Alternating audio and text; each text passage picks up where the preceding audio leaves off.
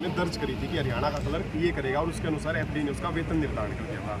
लेकिन सरकार के जो अपने पे कमीशन आते रहे उसके अंतर्गत सभी पदों का वेतनमान जो हमारे से बराबर था उनका आज हमारी तुलना में दुगुना वेतनमान हो चुका है। उस संघर्ष, उस आर्थिक और मानसिक शोषण के खिलाफ हमारी लड़ाई है, जिसके अंदर हमने 18 जून को करनाल के अंदर रोष प्रदर्शन किया था और उससे पहले संवैधानिक तरीके अपनाते हुए जितने भी मांग पत्र जनप्रतिनिधि, एमएलए, एमपी और डीसी के द्वारा मुख्यमंत्री महोदय जी को भेजे थे, लेकिन हरियाणा सरकार ने उसकी तरफ कोई गौर नहीं किया। और 18 जून को मुख्यमंत्री महोदय के जो ओएसडी हैं बाटला जी और रेणुबाला मैडम है, उन्होंने कहा था कि 4 जुलाई तक मुख्यमंत्री महोदय के साथ सचिवालय में आपकी बैठक करवा देंगे, लेकिन वो सारा का सारा झूठ निकला।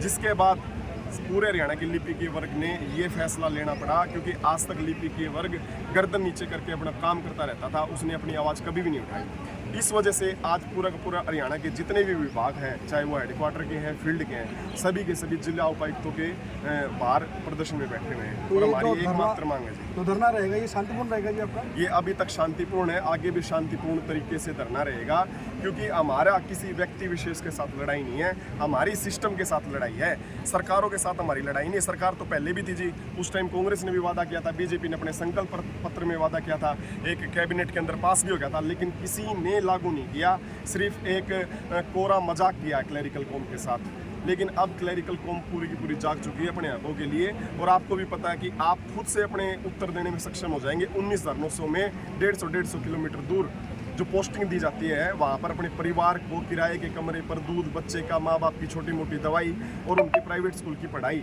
क्योंकि सभी सरकारी स्कूल इतने सक्षम नहीं है, ना इतने अच्छे हैं, इसलिए सभी तरह की चीज़ें जो वास्तविक धरातल पर है उसके अंतर्गत आप सोच सकते हैं 19,900 में क्या उसका गुजारा हो सकता है। और काम का वो जैसा कि शनिवार रविवार उसको रात रात तक ईमेल देखनी पड़ती है। उन्होंने तो अपने दस्तावेज में कह दिया था कि डायरी डिस्पैच रिकॉर्ड कीपिंग करेगा, लेकिन अगर आप फील्ड में जाकर किसी भी विभाग के अंदर अगर आप पूछताछ करोगे तो आपको पता चलेगा कि एक क्लर्क के पास सैकड़ों जिम्मेवारियां, सैकड़ों।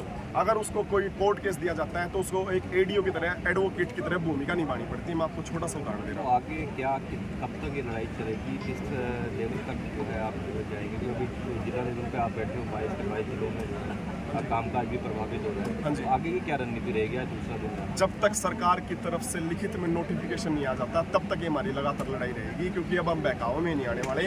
क्योंकि जायज़ मांग है, तथ्यों के साथ रख रहे हैं, कोई जिद नहीं है, अपनी जायज़ मांग को रख रहे हैं तथ्यों के सासाथ। सरकार बैठे, बात करे और इस चीज़ को सुलझ जाए, तब तक अनिश्चितकालीन चलेगी। ये अनिश्चितकालीन चलेगी जी। 22 के 22 जिलों में आप देख सकते हैं, किसी भी रेवेन्यू अफसर में उसमें एक भी रजिस्ट्री नहीं हुई, 0 रजिस्ट्री है। तो 2 दिनों की हड़ताल के दौरान कोई अधिकारी या सरकार का नुमाइंदा आपसे कोई बातचीत करने का न्योता आया? नहीं, हमारे पास किसी का भी कोई संपर्क नहीं हुआ, ना कोई पत्राचार हुआ, और अभी तक हम हमारा अनिश्चितकालीन धरना शांतिपूर्ण तरीके से कर रहे ये मान सकते हैं कि इस हड़ताल के अंदर सभी छत्तीसगढ़ विभाग इकट्ठा हो गए हैं। आप देख सकते हो जी, irrigation, public health, technical education, अपना निदेशक शिक्षा और भी ESI, हेल्थ, सभी डिपार्टमेंट एक छत के नीचे इकट्ठे हो रखे हैं। अगर आप कल के अखबार उठाकर देखोगे, 22 के 22 जिलों के अंदर हमने जो टेंट सोच के लगाए थे वो सारे के सारे छोटे पड़ गए हैं। सभी क्लैरिकल स्टाफ एक साथ एक मंच पर आ गया है जी अपनी डिमांड के लिए।